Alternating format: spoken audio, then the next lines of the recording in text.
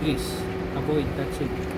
You will be tossed like a duck, or you will be put in a treat flying back home. So avoid this one. Don't be a hero, huh? So yes, sir. So we have also here the coolant for the VCU. Okay. And you can see also some nozzles here. These nozzles are being connected from the fixed fire extinguisher. There is also one nozzle in the battery compartment, also here on the side. So if there is fire on the batteries and in this compartment, we have the what we call fire bomb switch on the driver's panel. So we don't need to run and open this compartment and bring this portable fire extinguisher. Rather, what you are going to do, just open that switch in the driver's panel and operate. So it will activate the fixed fire extinguisher and it will spray on this compartment and on the battery sides. Okay? So any question? Any question? Question?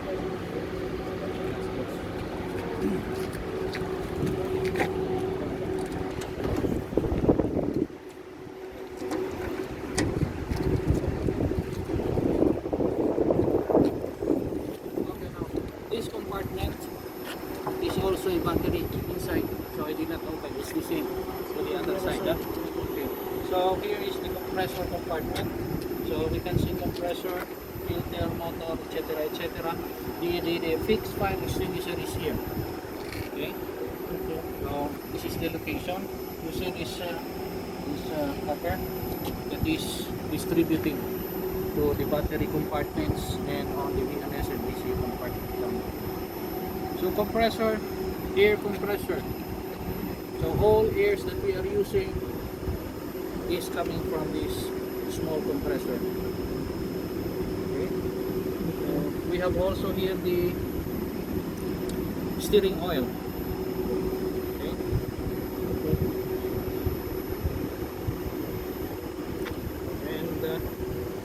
And this compressor, they fix something which helps not to build a fire on this compartment. I don't know if you remember the triangle of fire. Can you remember? The triangle of fire. How are you going to build up the fire? So we have the fuel, the heat, and the oxygen. So one, if you are going to remove one side of this triangle, there is no fire. So the purpose of putting this nitrogen tank, this blue color, they are nitrogen. So the purpose of that is to take out one side of fire in order not to build a fire in this compartment. Because if the fire is coming from here, it can spread immediately to all parts of the bus. Okay? So that is why they put on these two tanks. Okay? Yes. Okay?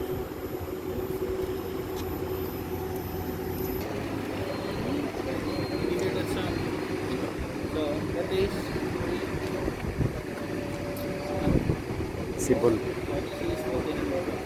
if somebody wants to buy one of them, they're just going to press this one. And then what you're going to do is to open your door, leave your bus, and come. Open this ramp and let those handicapped person go inside your bus. And of course, they're going to use this area for handicapped. Okay? It's very useful.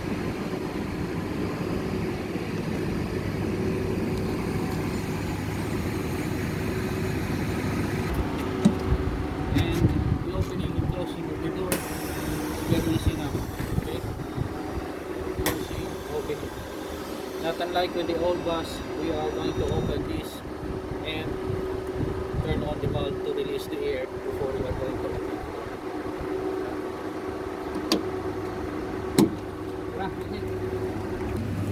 door. Switch. Whenever was talking about the fixed fire extinguisher. If there is fire, this is the switch for that fixed fire extinguisher. Okay, so the starting buttons. Okay, so you know how to start this bus. Huh? Do you know how to start? Yes or no? Yes. You can switch off, then you start. Switch off then you start. That's a very good question. You will know. If you don't know, then say no so that I can show it to you. Okay. So for putting off the bus, put off your AC first. Okay. Okay. So in switching off, just put on ACC twice or off, and the main power. This is the main power switch. Okay. The bus is off. Very easy. To put on the bus, put the main power on, and then ACC twice. 1, it will give you the power. 2, it will give you the information. So if something is wrong with the levels, etc., then it will indicate on the lines. It will show here. So now there is no issue. Press your brake and press the start button. X disappears, and then meaning the motor is running. So it's very quiet, huh? Yes. Then with the use also of the key, the same procedure. Huh? So again, I will put off. With the use of this key, because some other assessors, they're asking the trainees how to start the bus with the key. Now it is off. If you want to use the key, then put in the key. Once you twist the key, it will not start. There's no power. What you are going to do is put on the main power first. Okay, then once you put once, the same, it will give you power. Second, it will give you information, and the third is starting. It's the same as 1, 2 and start. 1, 2 and the same start. Bus is being started. The indication is X disappears. If there is X, your motor is not running. Okay? Okay. Put the AC. Okay.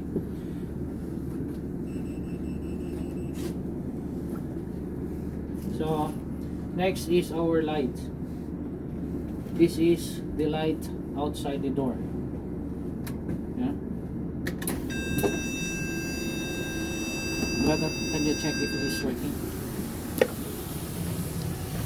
May ilaw, sir. May ilaw. So this is the switch, yeah? Wala na. So that light outside. For the inside, passenger's light, so this is the switch. Half, okay? So only few lights are open. If you are going to press down, all lights are open, okay? This one is the driver's light. Okay, so this is the switch, huh? For driver's light. Then this is the ECAS switch. Okay, the up and down and the kneeling of the bus.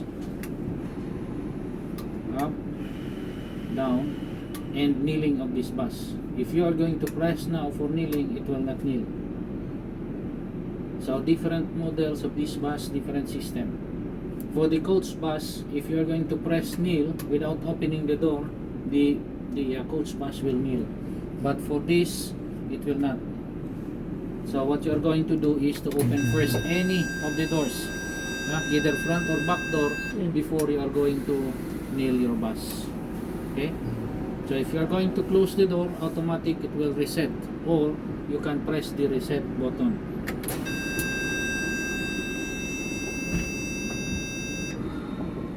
Okay? Automatic. So any question on this side? But for this one outside the light, you have to put Outside. it on night time only. No? If passenger is coming, once you open this door, So it opens lights automatically. Yeah. Even if it without is dark, even without If putting it the. is dark, then you can open. Okay. Yeah. So for the AC, so this is the switch, and for adjustment, you have this one. Okay.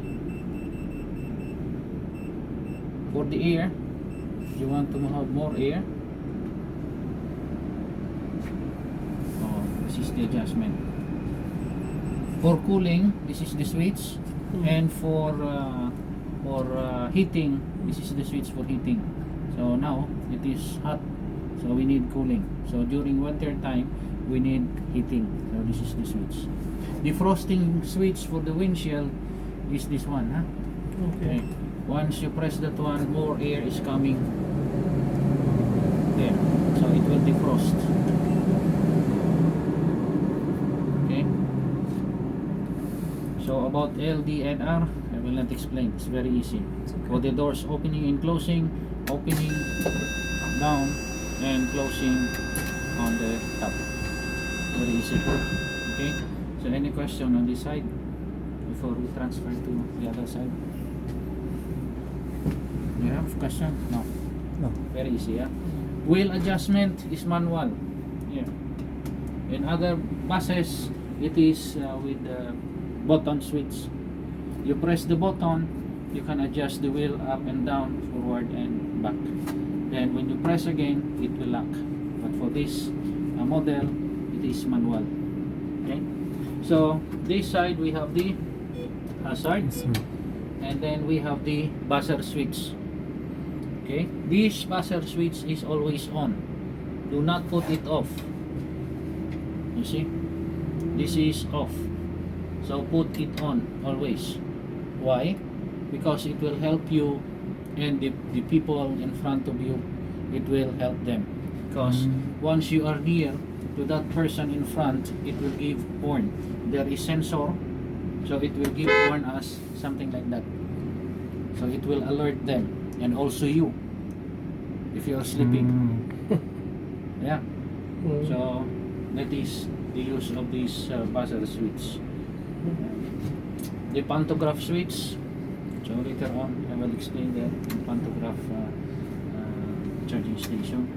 XXX is your destination board. ASR is the sleep regulator. Okay, so it is your tire not to slip or not to slide on the road. So this is the driver's fan, and this one is the feedback arrestor. You know what is feedback arrestor? It was discussed inside the classroom, right? Yes. Okay, so I don't need to explain. Yeah. Just to show you the switch. So this is sleeping aids, is feedback arrestor. How about if it is standing? This aids is standing. Halt brake. Halt brake, yes. You have to put it manually. Okay, this one? Yes, you see? This there, it is off. So always put it on. Also halt brake, when we are talking about standing aids, that is halt brake, is correct. So this bus, there is no switch for halt brake, but we can have the halt brake in the on the screen. If you are going to press the brake, put drive and open.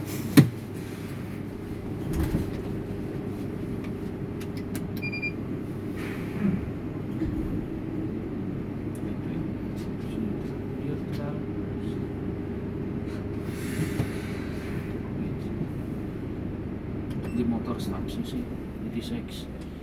Okay. So meaning the motor stops.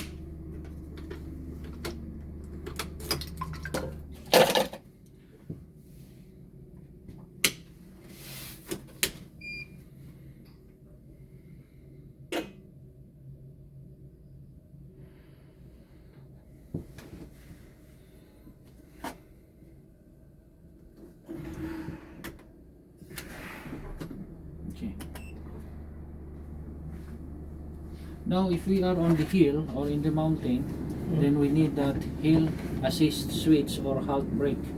So how to have this halt brake, because we don't have the switch. So what you're going to do, press the brake, put and drive, and put there. So now you are safe. Okay. This is halt Cannot brake. go back, eh? Okay. So the H is standing. That's why I'm talking about standing H and sleeping H. Well, they have Yeah, brake. the H is like this. And this one for halt brake, the H is standing. Okay. So maybe tomorrow, one of the question is show me halt brake on the dashboard. So you know how to do it. Press the brake, put drive, and open the handbrake. Or you Kasi release. some others are just pressing the brake and then it will not show if you're just going to press the brake. Okay. In order to release this one, just press your accelerator because you are on the hill, right? Yeah. So once you press the accelerator, it will be removed. So you can engage without putting handbrake. Yeah. Because you already opened, because you cannot engage this one without putting the handbrake. You see? Okay. Now it is neutral. Handbrake is off. So if you're just going to press your brake, it will not give you. So you have to put drive, eh? Yes. Okay. Press the brake, put drive, and open the handbrake. So now you are safe. If you are on the hill, once you stop, then you are not safe. So meaning you are ready. What you're going to do when you move, just press your Accelerate. accelerator.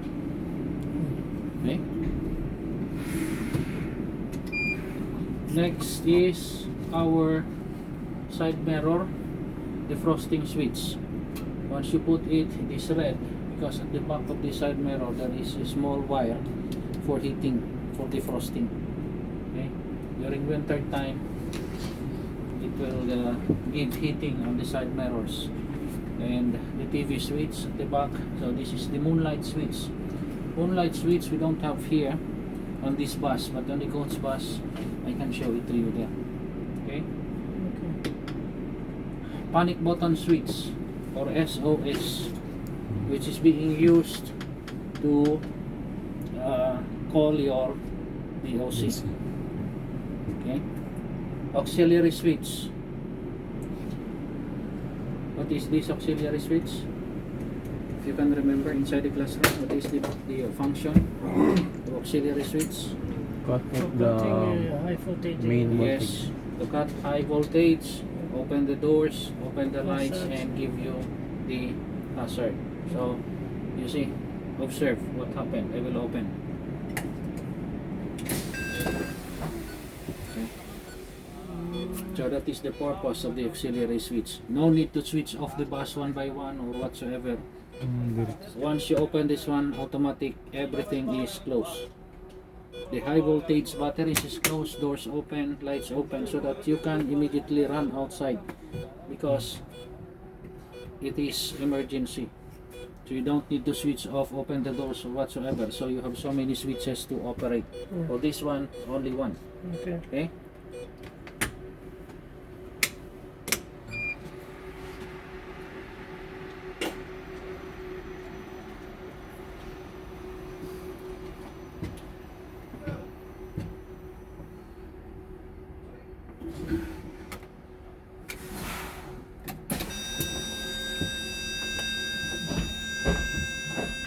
So next is the a camera or a pantograph. Okay, so pantograph is open for the camera. Then once you open this one, you can see the Wi-Fi and the pantograph is going down. Okay, so later on I will explain there in the charging station. Adjustment for your lights. Okay, so there is number 1, 2, 3, 4, or 5. So it depends on you how you are going to adjust your light. Okay, adjustment for the side mirror. Okay, in some other bus it is a small button.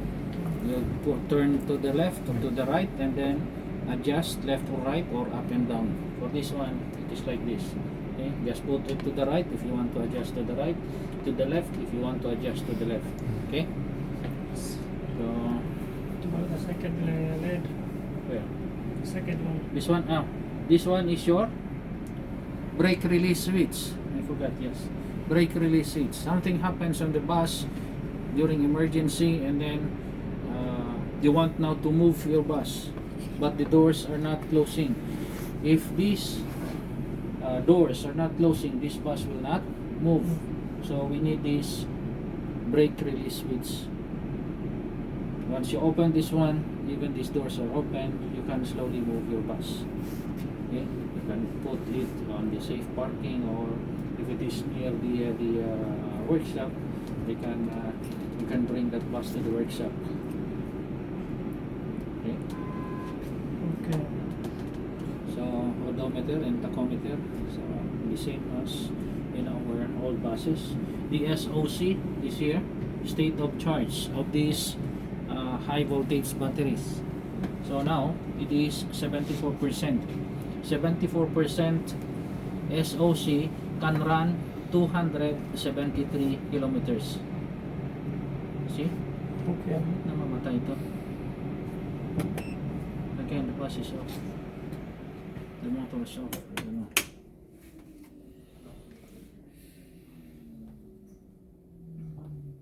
So, any question on the switches? So, tomorrow, if you will come back for final assessment, then the question will focus only on the switches. How you are going to start the bus, how you are going to put off the bus properly, correctly. So before putting off, put off first your AC. How you are going to start your bus. And then about the switches, we will ask what is that switch for, what is that switch, what is the function of this one. Ano yun, sir? Yeah, saan? Yan. To? Yung, oo. To? Buzzer switch. Yan, sir. Yung makuha mo sa harap ba? May tumatawid. Hmm. Bago yung brake. Okay. So that's all. Any question? So even if you want to switch it off, you press this one. Press AC.